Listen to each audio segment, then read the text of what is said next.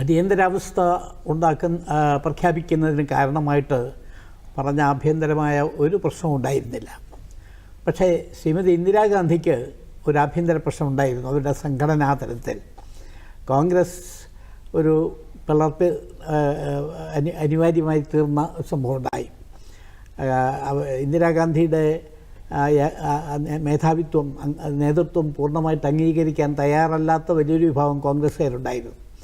അവർ രാഷ്ട്രപതി തെരഞ്ഞെടുപ്പിൽ ആദ്യം ഇന്ദിരാഗാന്ധി തന്നെ നോമിനേഷൻ പേപ്പർ കൊടുത്തത് രാഷ്ട്രപതി സ്ഥാനത്തേക്ക് സഞ്ജീവ് റെഡ്ഡിയുടെ പേരാണ്. പക്ഷേ കുറച്ച് ദിവസം കഴിഞ്ഞപ്പോൾ അവർ രഹസ്യമായിട്ട് സഞ്ജീവ് റെഡ്ഡിക്ക് എതിരായിട്ട് കാൻവാസ് ചെയ്യാൻ തുടങ്ങി. പ്രതിപക്ഷങ്ങൾ നിർത്തിയ വി വി ഗിരിയെ പ്രസിഡൻ്റാക്കാനായിട്ട് അവരെ വോട്ട് പിടിച്ചു. അങ്ങനെ വി വി ഗിരി പ്രസിഡൻ്റായി. ഈ പ്രശ്നത്തിൻ്റെ പേരിൽ കോൺഗ്രസ് സ്പ്ലിറ്റ് ചെയ്തു. അങ്ങനെയാണ് സംഘടനാ കോൺഗ്രസ് എന്നും ഇന്ദിരാ കോൺഗ്രസ് എന്നും രണ്ടായിട്ട് മാറിയത്. അതൊരു ആഭ്യന്തര പ്രശ്നമായിരുന്നു. പക്ഷെ അത് രാജ്യത്തെ ബാധിക്കുന്നതല്ല, അത് അവരുടെ ആഭ്യന്തര കാര്യമാണ്. പക്ഷേ അതിൽ പിടിച്ചു നിൽക്കാനായിട്ട് അവർ പല അടവുകളും പ്രയോഗിച്ചു. അതിൽ രാഷ്ട്രീയ പാർട്ടികളെ തന്നെ തൻ്റെ കൂടെ നിർത്താനായിട്ട് പല വിധത്തിലുള്ള പ്രലോഭനങ്ങൾ നൽകി. കമ്മ്യൂണിസ്റ്റ് പാർട്ടിയുടെ DMK-യുടെയൊക്കെ പിന്തുണ ആർജിക്കാൻ അവർ ശ്രമിച്ചു. അതിൽ വിജയിച്ചു. അങ്ങനെയാണ് ഭരണം തുടരാൻ സാധിച്ചത്. ഇതിനെതിരായിട്ടുള്ള അന്തരീക്ഷം രാജ്യത്തുണ്ടായിരുന്നെങ്കിലും നിർഭാഗ്യവശാൽ രാഷ്ട്രീയ പാർട്ടികൾക്ക് ഒരു ഏകീകൃതമായ നിലപാട് സ്വീകരിക്കാൻ സാധിക്കാതെ വന്നു. ഇപ്പോൾ കേരളത്തെ സംബന്ധിച്ചിടത്തോളം എനിക്ക് നേരിട്ട് പറയാൻ കഴിയും, ഇവിടെ ആദ്യം ഈ പ്രഖ്യാപിച്ചതിൻ്റെ അടുത്ത ദിവസം 27-ാം തീയതി എറണാകുളത്ത് എല്ലാ പ്രതിപക്ഷങ്ങളും ഒന്നിച്ചു കൂടിയിരുന്നു, പ്രതിപക്ഷ നേതാക്കൾ. അവിടെ വെച്ച് ഇതിനെതിരായിട്ട് സമരം ചെയ്യണം എന്ന് തീരുമാനിച്ചു. ജൂലൈ 9, 10, 11 തീയതികളിൽ എല്ലാ ജില്ലാ ആസ്ഥാനത്തും സംയുക്ത പ്രകടനങ്ങൾ നടത്താൻ തീരുമാനിച്ചു. അതനുസരിച്ചുള്ള പരിപാടി നടക്കുകയും ചെയ്തു. പക്ഷേ അത് കഴിഞ്ഞിട്ട് വളരെ അപ്രതീക്ഷിതമായിട്ട് പ്രമുഖ രാഷ്ട്രീയ പാർട്ടികൾ ഓരോരുത്തരായിട്ട് രംഗത്തുനിന്ന് മാറാൻ തുടങ്ങി. പ്രത്യേകിച്ചും കേരളത്തെ സംബന്ധിച്ചിടത്തോളം ഏറ്റവും വലിയ പ്രതിപക്ഷ പാർട്ടി അന്ന് മാർക്സിസ്റ്റ് കമ്മ്യൂണിസ്റ്റ് പാർട്ടിയായിരുന്നു. മാർക്സിസ്റ്റ് കമ്മ്യൂണിസ്റ്റ് പാർട്ടിയുടെ നേതൃത്വത്തിൽ അന്ന് EM ശങ്കരൻ നമ്പൂതിരിപ്പാടായിരുന്നു ഉണ്ടായിരുന്നു. അദ്ദേഹത്തെ ഞാൻ തന്നെ ഈ ലോകസംഘർഷ സമിതിയുടെ പ്രതിനിധി എന്നുള്ള നിലയിൽ കണ്ട് സഹകരണം അഭ്യർത്ഥിച്ചു.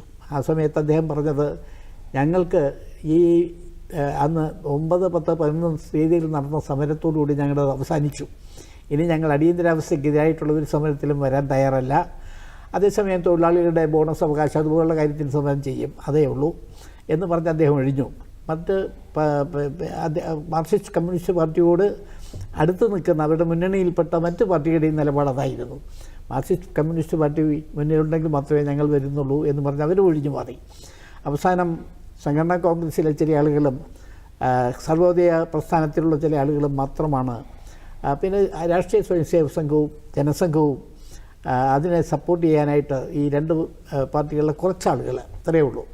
അപ്പോൾ വലിയൊരു വിഭാഗം ആളുകൾ കേരളത്തിൽ മാറി നിന്നു. ഇത് തെരഞ്ഞെടുപ്പ് വരെ അതിൻ്റെ ഫലം കാണാൻ സാധിക്കും.